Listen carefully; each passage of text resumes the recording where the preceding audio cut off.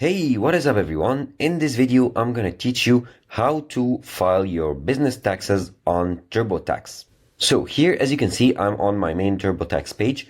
Now, what you wanna do is to go to the menu on the left here, and then click on Federal. A drop-down menu will open, click on Wages and Income. And here you'll see all the forms depending on your income source. Now here, if you are self-employed, you need to click on the section here, the Schedule C or the 1099 NEC, 1099K expenses. And then you'll see here an option to revisit or start. It says revisit for me because I already started the process. Now click on revisit.